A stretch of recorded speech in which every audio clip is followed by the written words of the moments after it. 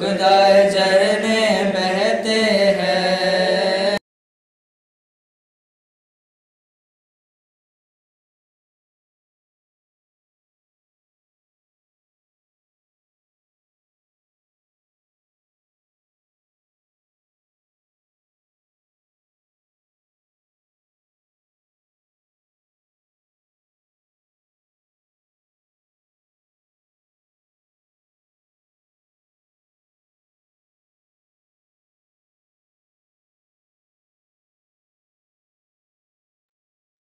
Uncle mute లో పడింది uncle బయట.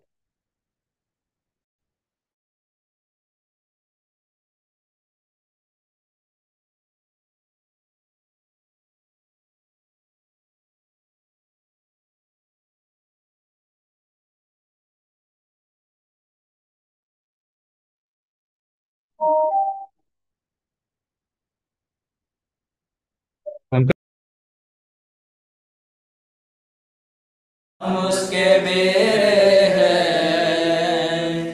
हरी चराइयों में हमें चराता है। यीशु है सच गड़रिया हम उसके बेरे हैं हरी चराइयों में हमें चराता है। हमको किसी का अब तो डर नहीं है क्योंकि यीशु जो मेरा साथी है। हमको किसी का अब तो डर नहीं है क्योंकि यीशु जो मेरा साथी है। यीशु है सच गड़रिया हम उसके बेरे हैं हरी चराइयों में हमें चराता है। यीशु है सच गड़रिया हम उसके बेरे हैं हरी चराइयों में हमें चराता है। న్యాయాధిపతులు 5వ అధ్యాయం 10 నుండి 19 వచనాలు చదువుకుందాం, ధ్యానించుకుని ముగించుకుందాం బైబిల్ పఠనాన్ని. ఇక్కడ ఈ 5వ అధ్యాయంలో గత వారంలో మనం మొదటి 9 వచనాలు ధ్యానించుకున్నాం.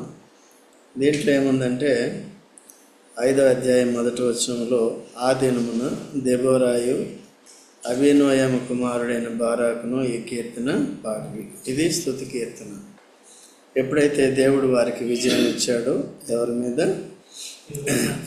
కనాను రాజైన యాబీను, తర్వాత తన సేనాధిపతి సిసెరాను సంహరించి కనానీయులను కూడా సంహరించారు.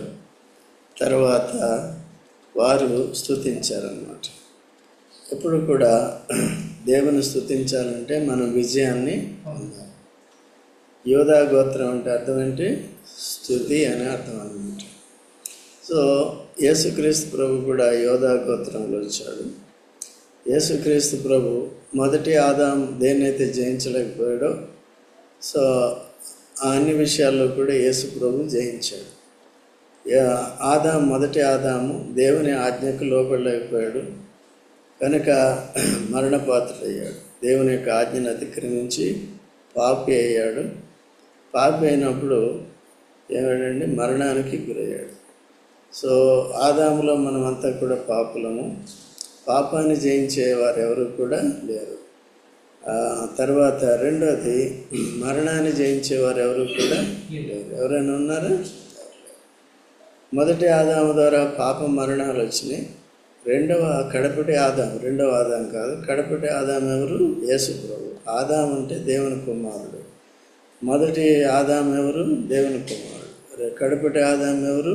దేవుని. మొదటి ఆదాం ఓడిపోయాడు. దాంట్లో దేవుని యొక్క కుమారత్వాన్ని మొదటి ఆదాములో పుట్టిన మనము కూడా జన్మతోనే తన యందు పాపులమై శాపగ్రస్తులమై మరణానికి పాత్రలమై ఉన్న మనం దేవుని యొక్క కుమారత్వాన్ని కోల్పోయాం. భూ సంబంధులుగాను, శరీర సంబంధులుగాను, ప్రకృతి సంబంధులుగాను, సాతాను సంబంధులుగా అయ్యామన్నమాట. అయితే తిరిగి యేసుక్రీస్తు ప్రభు లోకానికి వచ్చి ఆదాము హవ్వలు విషయంలో అయితే ఓడిపోయి పాప మరణాన్ని లోకంలోకి తీసుకొచ్చారో దానికి కారణం సాతానుడు కూడా ఉన్నాడు. ఈ ముగ్గురిని జయించడానికి యేసు ప్రభు వచ్చాడు. బాప్తిజం పొందిన తర్వాత 3వ అధ్యాయం మత్తయి సువార్తలో ఉంటుంది, తినవసరం లేదు. 15వ వచనం నుండి మీరు చదువుకోవచ్చు. 14, 15, 16 వచనాలు ఉంటుంది, చదువుకోవచ్చు. బాప్తిజం పొందిన తర్వాత తాను శోధింపబడ్డాడు, పరీక్షింపబడటానికి. అందుకని యేసు ప్రభువుకు పేరు ఉంది, పరీక్షింపబడిన రాయి. అలాగే మొదటి ఆదామును కూడా దేవుడు పరీక్షించటానికే పెట్టాడు, అపవాదిని మంచి చెడుల తెలివినిచ్చాడు. సో మనుషులందరికీ కూడా భూమి మీద దేవుడు తన బిడ్డలుగా ఉండాలంటే మొట్టమొదటిగా పరీక్షిస్తాడు. విజయం పొందిన వారే తన బిడ్డలుగా ఉంటారు, కానీ ఓడిపోయిన వారు ఉండరు అన్నమాట. ఓకే, అయితే ఓడిపోయిన వారికి దేవుడు ఏం చేశాడంటే పాప పరిహారం పెట్టి తిరిగి సమకూర్చుకుంటున్నాడు. తర్వాత ఓటమి జీవితానికి గురి కాకూడదు, ఇప్పుడు కూడా జాగ్రత్తగా ఉండాలి. సో అందుకనే యేసుక్రీస్తు ప్రభు ఏం చేశాడు, తను సాతాను చేత శోధింపబడినప్పుడు అరణ్యంలో తాను సాతాన్ని జయించాడు. రాళ్ళని రొట్టెలుగా చేసుకో, అన్నయ్య నాకు సాగిలపడి మొక్కితే ఈ లోకరాజ్యాలన్నీ నీకు ఇచ్చేస్తాను. మళ్ళీ ఏమన్నాడు, ఎత్తైన శిఖరాన్ని తీసుకెళ్ళి దూకు, దేవుని వాక్యం చెప్తుంది, నువ్వు దేవుని వాక్యాన్ని నమ్మావు కదా, దాని ప్రకారమే దేవదూతలు వచ్చి కీర్తన 91:16లో ఉన్న ప్రకారము నీ కాళ్ళు పట్టుకుంటారు, నీ కాళ్ళకి దెబ్బలు తగలు అని సాతాను శోధించాడు. అయితే ఈ దేవుడైన యెహోవాను తప్ప ఎవరిని సేవించకూడదు, ఆరాధించకూడదు. రెండోది ఏంటంటే నీ దేవుని శోధించకూడదు అని చెప్పాడు. ఎప్పుడైతే సాతాన్ని రెసిస్ట్ చేశాడో వాడు పారిపోయాడు. ఈ లోకంలో దేవుని యొక్క ఆజ్ఞని అతిక్రమించలేరు, ఏమాత్రం కూడా అతిక్రమించలేరు. ఎవరు? యేసు ప్రభు. మనం అనేక సార్లు అతిక్రమిస్తాం కదా. అయితే యేసు ప్రభు ఒక్క మాట కూడా అతిక్రమించలేదు. ఆదాము హవ్వలు మొదట ఒక్క ఆజ్ఞ ఇచ్చాడు కదా, కేవలం ఏం చెప్పాడు, ఆ చెట్టు దగ్గరికి వెళ్ళ, ఒక్కటే ఆజ్ఞ ఇచ్చాడు. ఇప్పుడు చూడండి, కోట్లాది ఆజ్ఞలు వచ్చినాయి. ఒక్క ఆజ్ఞ మీరినందుకు ఎన్ని వచ్చినాయి? ఇప్పుడు కోట్లు బైబిల్లో అన్ని ఆజ్ఞలు ఎక్కువ. ప్రతి దానికి ఇప్పుడు హద్దే, మనకి హద్దు పద్దు రెండే ఉంటాయి. హద్దు మీరితే పద్దు చెప్పాలి, పద్దు అంటే లెక్క. ఓకే అండి, చెప్పాలి. సో అటువంటి పరిస్థితిలో యేసుక్రీస్తు ప్రభు సాతాను జయించాడు, సాతాను శోధనని. రెండవది పాపాన్ని ఎట్లా, దేవుని వాక్యానికి, దేవుని చిత్తానికి, దేవుడు చెప్పిన దానికి సంపూర్ణ విధేయత చూపించాడు. మరణం వరకు దేవుడు చెప్పాడు, మనుషులందరి కొరకు, పాపులందరి కొరకు, ఆదాము నుండి సంక్రమించిన పాపం కొరకు యేసు ప్రభు నువ్వు చనిపోవాలి, అందులోకి శిలువ మరణం, ఘోర మరణం అని చెప్పి ఇక్కడ పంపించారు. తండ్రి చిత్తానుసారంగా తాను శిలువలో మనందరి పాప పరిహారం కొరకు అర్పించుకున్నాడు. రక్తము కార్చాడు, చనిపోయాడు, సమాధి చేయబడ్డాడు, 3వ రోజున తిరిగి లేపబడ్డాడు కదా. దేవుడు, తండ్రి అయిన దేవుడు లేపాడు అన్నమాట. సో పునరుద్ధాన బలం ఇచ్చి లేపాడు అన్నమాట. ఇప్పుడు దేన్ని జయించాడు? సాతాను శోధన జయించాడు. దేవుని ఆజ్ఞలు పాటించి పాపం చేయకుండా పాపాన్ని జయించాడు. 3వ అధ్యాయం కాబట్టి ఏం చేశాడు? మరణాన్ని కూడా జయించాడు. ఇప్పుడు మొదటి ఆదాములో మనం అంతా కూడా పుట్టుకతోనే పాపలం, తర్వాత జీవిస్తూ మనమంతా పాపలం, దేవుని ఎరగం, దేవుని ఆజ్ఞలను అతిక్రమిస్తున్నాం. కాబట్టి ఎప్పుడైతే యేసుక్రీస్తు ప్రభుని రక్షకుడిగా ప్రభువుగా అంగీకరించామో, యేసు ప్రభు మరణ పునరుద్ధానాల్లో విశ్వాసం ఉంచినామో, మన పాపాలు ఒప్పుకున్నప్పుడు క్షమించాడు. జన్మ పాపం, కర్మ పాపం అంతా క్షమించి మనల్ని పరిశుద్ధులుగా తీర్చాడు. అయితే ఇప్పుడు యేసుక్రీస్తునందుల విశ్వాసం ద్వారా మనకేమొచ్చింది? విజయం వచ్చింది. విజయం వచ్చిన తర్వాత ఇప్పుడు ఏం చేయాలి మనం? యేసు ప్రభు దేన్ని జయించాడో దాన్ని జయించాడు. యేసు ప్రభు దేన్ని జయించాడు? సాతాను శోధన జయించాడు. ఫస్ట్ ఏదేన్ని? శోధన. రెండోది ఆజ్ఞలను పాటించి పాపం చేయలేదు, పాపాన్ని జయించాడు. తర్వాత 3వది మరణాన్ని జయించాడు. ఇప్పుడు మనకు కూడా యేసు ప్రభు ద్వారా మరణం మీద విజయం ఇస్తాడు. చనిపోయినా మనం ఏమవుతాం? బ్రతుకుతాం తిరిగి. ఏది? మహిమ దేహంతో. యేసు ప్రభు ఈ మాంస దేహంతో చనిపోయి సమాధి చేయబడ్డాడు, మహిమ దేహంతో తిరిగి లేపబడ్డాడు. యేసుక్రీస్తు మరణ పునరుద్ధానాలను విశ్వసించిన వారందరూ కూడా ఈ శరీరంలో చనిపోయి సమాధి చేయబడినప్పటికీ మహిమ దేహంతో తిరిగి వారు ఏమవుతారు? లేపబడతారు. యేసు ప్రభుతో కూడా సదాకాలము యుగ యుగాలు కూడా పరలోకంలో ఉంటారు. సో కాబట్టి యేసు ప్రభు రెండో రాకడలో ఇది జరుగుతుందన్నమాట. మొదటి రాకడలో మానవాళి పాపం పరిహారమైంది, మనమందరం విశ్వాసం ఉంచాం, తద్వారా యేసు ప్రభు మొదటి రాకడకి కనెక్ట్ అయ్యాం. ఎందరైతే కనెక్ట్ అయ్యారో వాళ్ళు జయ జీవితం కలిగి ఉంటు ద్వారా సెకండ్ కమింగ్కి కనెక్ట్ అయి ఉంటారు. మధ్యలో ఏముండాలి? యేసు ప్రభుని అంగీకరించి మన ఇష్టానుసారంగా తిరిగే జీవితం కాదు. రెండవ రాకడకు కూడా కనెక్ట్ అవ్వాలంటే మధ్యలో ఏం చేయాలి? ఆయనతో కనెక్ట్ అయి ఉండాలి. ఆయనతో పాటు మనం ఎప్పటికీ కూడా విజయం కలిగి ఉండాలి. ఇక్కడ వెంటనే పొరపాటు జరిగింది, ఏదో శోధనకు గురైపోయాం, తప్పు చేసాం, పొరపాటు చేసాం. వెంటనే ప్రభు దేవుడు క్షమించుటకు సిద్ధమైన మనసు కలిగిన వాడు కనుక పొరపాటు జరిగిన వెంటనే మనం ఏం చేయాలి? ఒప్పుకొని విడిచిపెట్టాలి. యథార్థంగా ప్రార్థన చేయాలి, తప్పును ఒప్పుకొని విడిచిపెట్టాలి. తద్వారా క్షమిస్తాడు. తర్వాత మళ్ళీ ఆ తప్పులు రిపీట్ చేయకుండా వెళ్ళటమే జయ జీవితం. సో ఇట్లా జయ జీవితం కలిగిన వారు ఏం చేయాలి? ఇప్పుడు స్తుతించాలి. బాగా చెప్పారు. ఓడిపోయిన వాళ్ళు స్తుతిస్తారా కదా? ఇప్పుడు ఈ ఎన్నికల్లో ఈ పొలిటికల్ పార్టీస్ ఉంటాయి, ఎవరు సెలబ్రేట్ చేసుకుంటారు? గెలిచినాడు కదా, గెలిచినాడు కదా, జయించినాడు, గెలిచినాడు. ఓకేనా? వాళ్ళు అంత టపాకులు. ఓడిపోయిన వాళ్ళు మగంగా అప్పుకొని ఇంట్లో కూర్చుంటారు. సిగ్గు కదా, ఓటమి ఎప్పుడు సిగ్గా సంతోషం? సిగ్గేనా? మనకి ఆత్మీయ వాటంలో సిగ్గు రాదు, ఆత్మీయ వాటానికి మాత్రం సిగ్గు ఉండదు. దాన్ని సెలబ్రేట్ చేసుకుంటాం. అది ఎంత నష్టానికి దారితీస్తుందండి. అయితే అలాగే యేసుక్రీస్తు ప్రభువులు ఇప్పుడు మనం విజయాన్ని సెలబ్రేట్ చేసుకోవాలి. ప్రతి ఆదివారం సెలబ్రేట్ చేయాలి.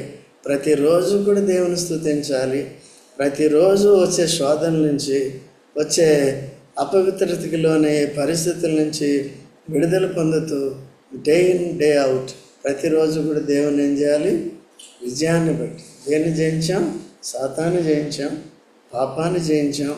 ఆఖరికి దేవుని స్తుతించి ప్రార్థన చేసి పండుకోవాలి.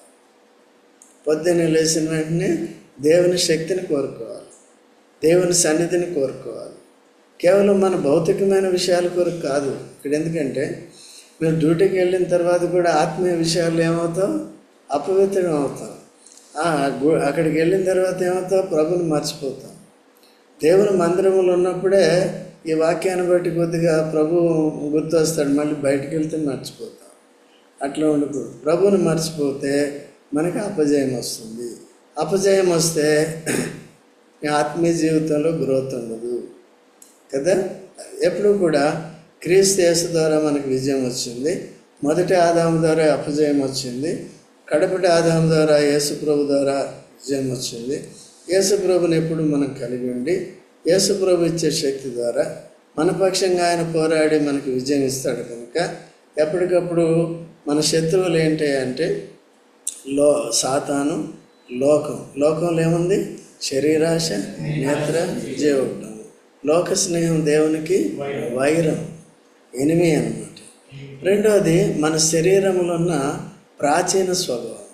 ఇప్పుడు యేసుప్రభుని అంగీకరించిన తర్వాత యేసుప్రభు స్వభావం వచ్చింది. తర్వాత రెండవది ఆదాం, మొదటి ఆదాం స్వభావం కూడా ఉంది. మొదటి ఆదాం స్వభావం ఏంటి? అవిధేయత, అపవిత్రత.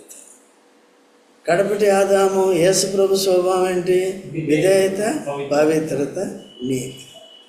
ఇది ఈ పరిశుద్ధత, నీతి సాతానుగా దేన్నైనా జయిస్తుంది. అపవిత్రత ఓడిపోతుంది కదా. చాలామంది ఏంటంటే ఓడిపోయిన జీవితంలో కూడా ఆరాధించడానికి ప్రయత్నం చేస్తారు. అట్లా లేకుండా ఏం చేయాలి? సరి చేసుకుని చేయాలి. అలాగే ఇప్పుడు మనం చదువుకున్నప్పుడు న్యాయాధిపతుల్లో ఇక్కడ ఏమైందంటే ఎప్పుడైతే ఈ కనాను రాజు పంపించిన సిసెరాను చంపారు. ఎవరు? ముగ్గురు కలిసి యుద్ధం చేశారు. ఎవరండి? వారితో పాటు ఇశ్రాయేల్ సైనికులు 10,000 మంది జాయిన్ అయ్యారు అన్నమాట. మనం కూడా ఎప్పుడూ కూడా సాతానుతో పోరాడాలంటే సంఘం కూడా అవసరం. ఒంటరిగా ఓడిపోతాం. ఇప్పుడు కలిసి ఏం చేయాలి? మనం పోరాటం అంటే అర్థం ఏంటి? యేసుక్రీస్తు ప్రభుని రంగంలోకి దింపాలి. మన క్యాప్టెన్ ఎవరు? ఆయన మన ముందున్నాడు అనుకో, ఎవరిని ఓడిస్తాడు? ఆనాడు గొలియాతు ముందు ఎవరున్నారు? దావీదు. ఓకే, దావీదు లేకపోతే అందరికీ ఓటమి. దావీదు వచ్చిన తర్వాత ఏమైంది? గొలియాతుని చంపాడు. యేసు ప్రభు మన ముందుకు తీసుకురావాలి. ప్రతి సమస్య కూడా తీసుకురావాలి. ఎక్కడిద్దరు ముగ్గురు నా నామపేట కూడి ఉంటే వారి మధ్యలో నేను ఉంటాను. అట్లా దేవుని మందిరానికి రావటం, పరిశుద్ధులతో కలిసి ప్రార్థన చేయటం, ఈ ఆసక్తిని కోల్పోతూ ఉంటాం. ఎందుకంటే ఈ లోకంలో బిజీ, శరీరం సహకరించదు, ప్రాచీన స్వభావం అని ఏం చేస్తుందంటే చాలామంది యవనస్తులు కానీ తర్వాత కొంతమంది అయితే చాలామంది ఇప్పుడు శేషం అనేది ఉంటుందన్నమాట. రెమ్నెంట్ ఎప్పుడు కూడా వాళ్ళు చాలా భక్తి కలిగి ఉంటారు, యథార్థంగా ఉంటారు. అనుదినము వాక్యాన్ని వినాలని, వాక్యాన్ని విని సరి చేసుకోవాలని, తప్పులు చేయకూడదని ఉంటారు. తర్వాత ప్రార్థన చేయాలని ఉంటారు. ఇక్కడ మన సంఘంలో కూడా ఉన్నారు.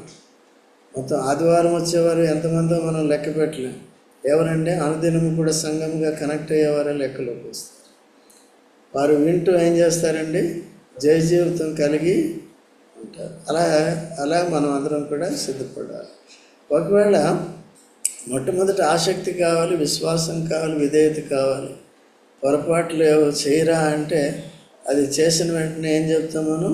ఏదైనా చిన్న పొరపాటు చేస్తే ఏం చేయాలి? ఒప్పుకోవాలి. ప్రభు ఏం చేస్తాడు? క్షమిస్తాడు. కాబట్టి గొలియాతుని చంపిన దావీదు ఏం చేశాడు? పాపం చేశాడు. క్షమాపణ కొరకు వేడుకున్నప్పుడు క్షమించాడా లేదా? మళ్ళీ ఆ తప్పు చేశాడా? చేయలేదు. అలాగా మనం కూడా జాగ్రత్తగా, మనం అటువంటి తప్పులు చేయకపోవచ్చు. అయితే దేవుని పట్ల ఆసక్తి ఉండకపోవచ్చు.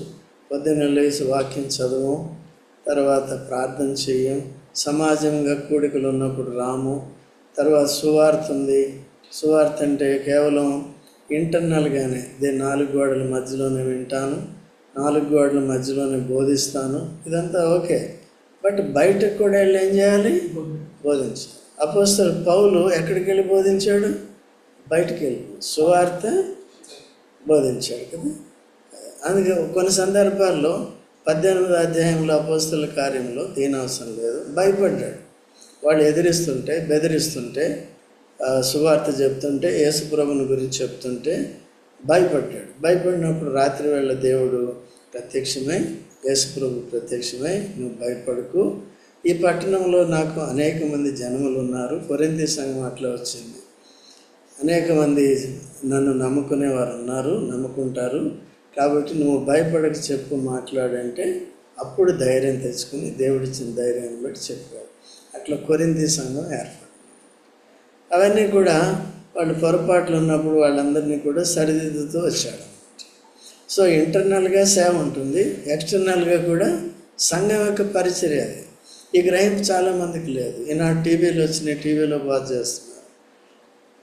సో కాబట్టి అది మన పరిచర్య కాదు. ఆది నుండి కూడా పరిచర్య క్రమం ఎలా ఉందో అలాగే చేయాలి. కానీ ఇప్పుడు లేటెస్ట్ టెక్నాలజీని బట్టి అట్లా చేయకూడదు. అయితే కొన్ని సందర్భాల్లో ఇట్లా దూరంగా ఉన్నవారు, ఇది కోవిడ్ నుంచి దేవుడు అనుమతించాడు, అప్పటి నుంచి కూడా మనకి టెక్నాలజీ పనిచేస్తుంది.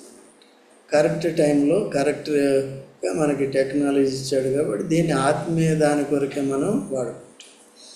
ఇప్పుడు నేను వ్యక్తిగతంగా వెళ్ళి చెప్పినప్పుడు నేను ఎవరిని కలిశాను, ఏం చెప్పాలనేది పర్సనల్గా మనం చెప్తున్నాం. అదే ఈ మాధ్యమంలో చెప్తే, ఈ మీడియాలో చెప్తే ఏమవుతుంది? ఎవరు వింటున్నారో మనకి తెలియదు.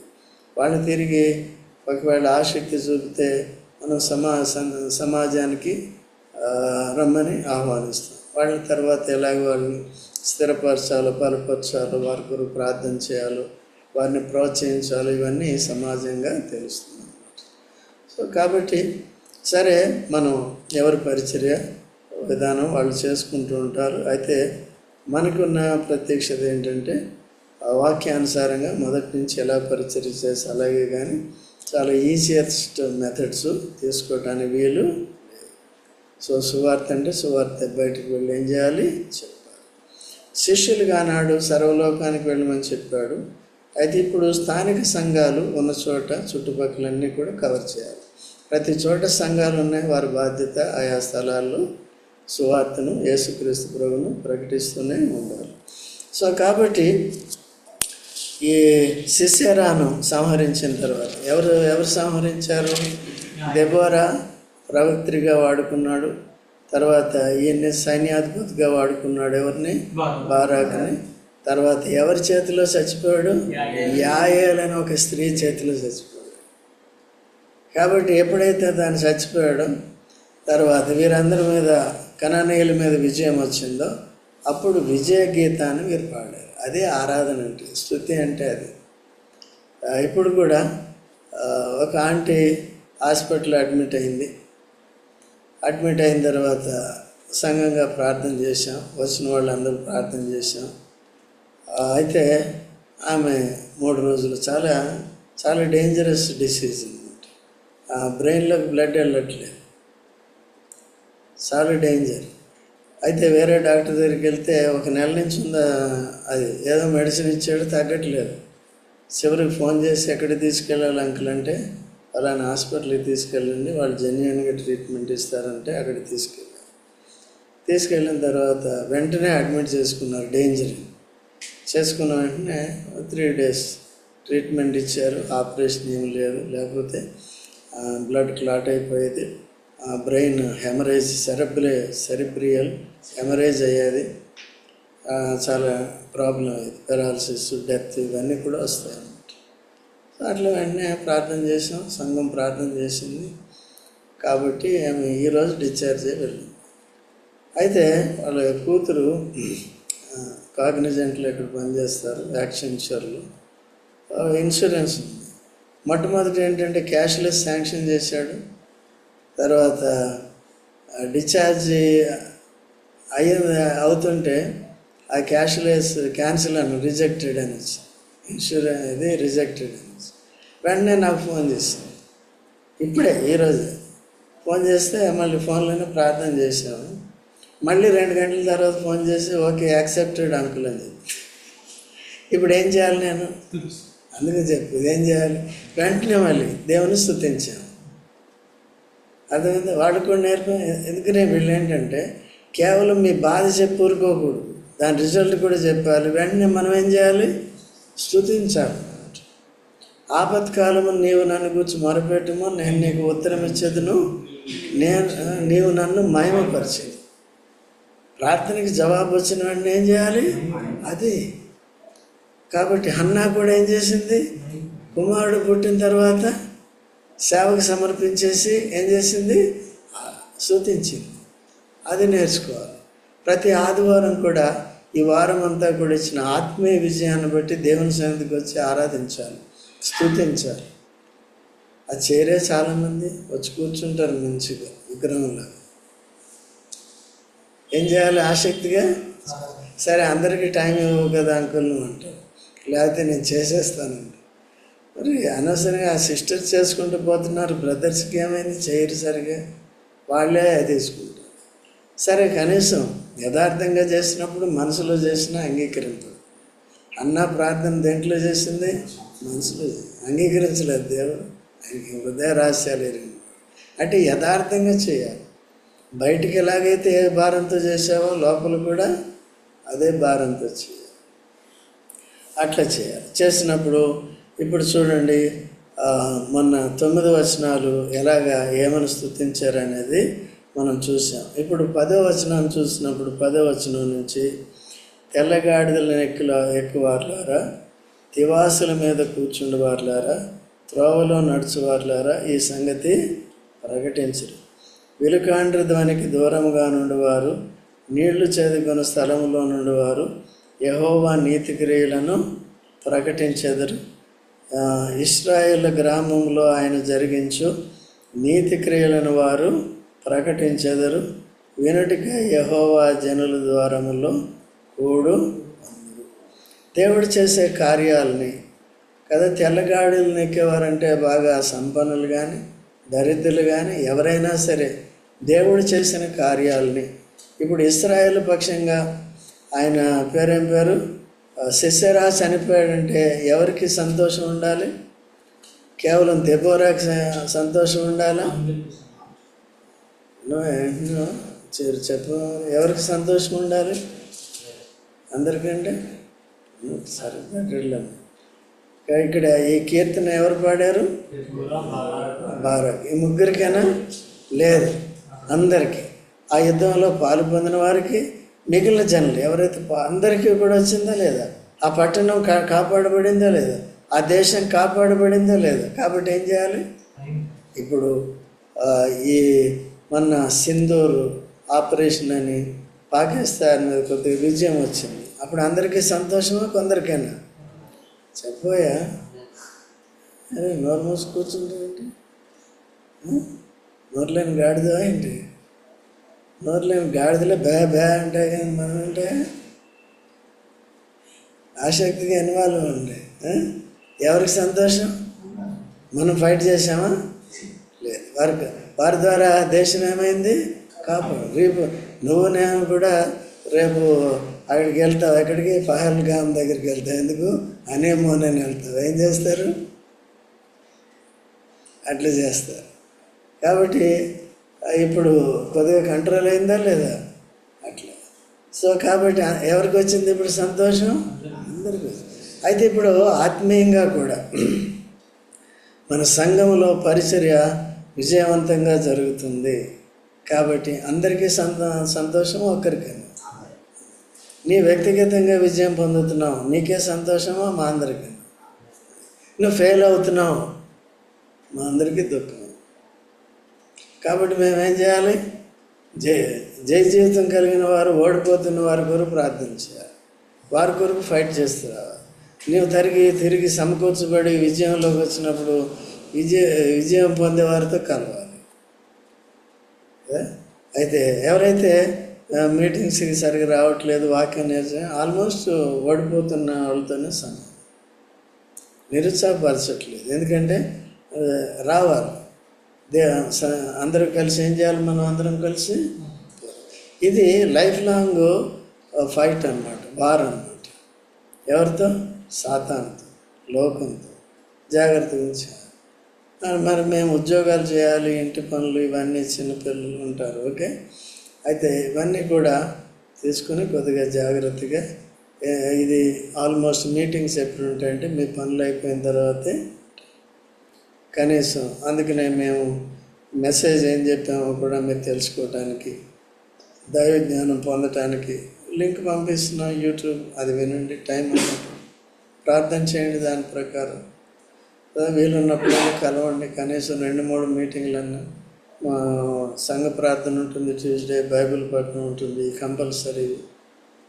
తర్వాత వాట్సాప్ మీటింగ్స్ ఉన్నాయి.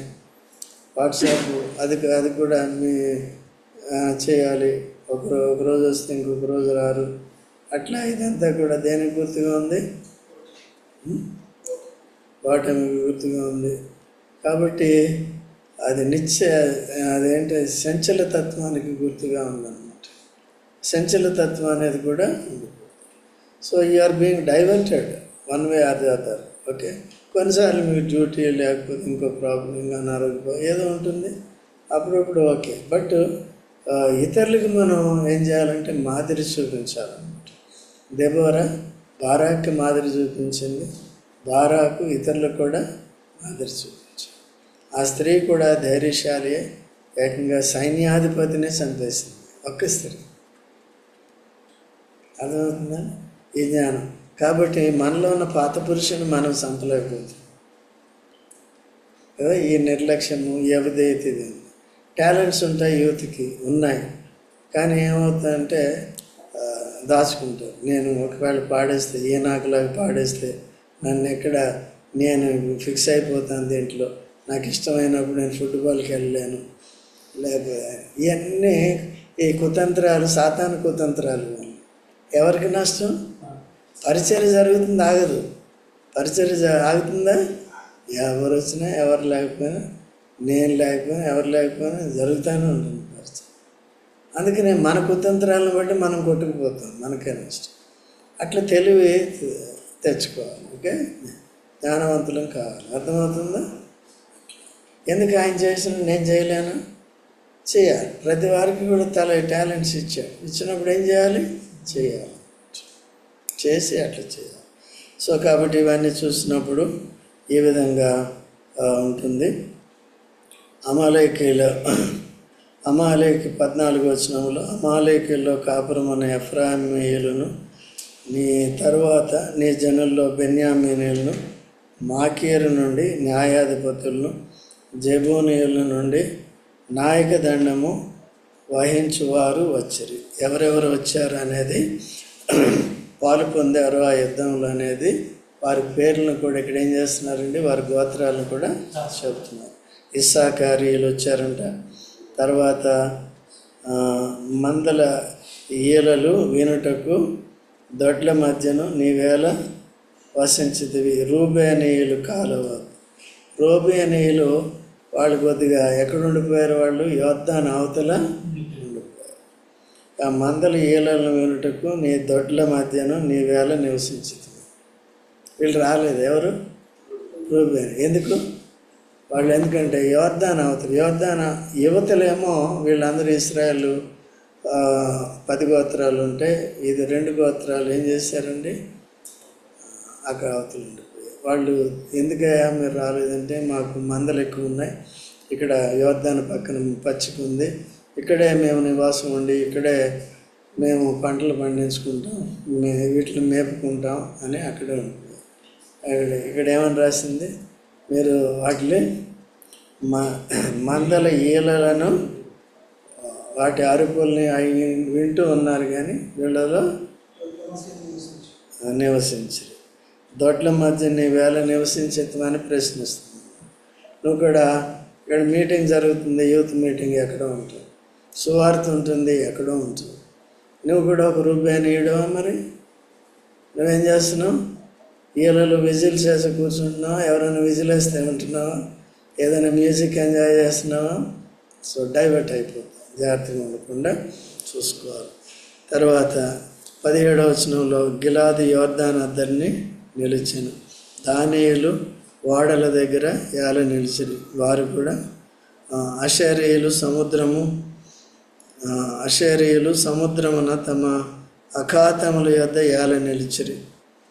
కాబట్టి జెబూనీయులు మరణ భయం లేక ప్రాణము తృణీకరించుకుని జయము, నఫ్తానీయులు భూమి మెట్టల మీద ప్రాణము తృణీకరించిరి. వీళ్ళు ప్రాణాన్ని కూడా ఏం చేయలేదు, మిగిలిన వాళ్ళు ఏం చేశారంటే, కొంతమంది దొడ్ల మధ్య వాళ్ళే కాదు, వీళ్ళు కూడా ఉన్నారు కదా, గిలాదు వాళ్ళు కూడా, ఆషేరు వాళ్ళు కూడా ఉన్నారు. అందుకనే ఒక మాట చూడండి, అపోస్తల కార్యములు 20వ అధ్యాయము 24వ వచనం చదువుకుని ముగించుకుందాం. జెబూనీయులకి ఏం లేదంట, మరణ భయం లేదు, వారు ప్రాణమును తృణీకరించుకున్న జనము.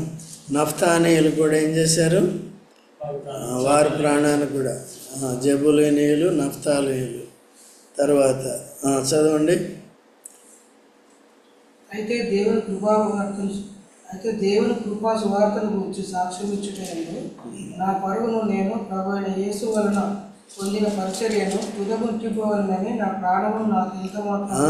సువార్త ప్రకటించడానికి అపోస్తలుడు పౌలు నా ప్రాణమును నాకు ఎంత మాత్రము ప్రియమైనదిగా, అందుకనే చెప్పాడు, నేను క్రీస్తుతో కూడా చనిపోయాను, నేను క్రీస్తుతో కూడా సిలువ వేయబడి ఉన్నాను, జీవించు జీవితము నా కొరకు చనిపోయిన యేసు ప్రభు కొరకే.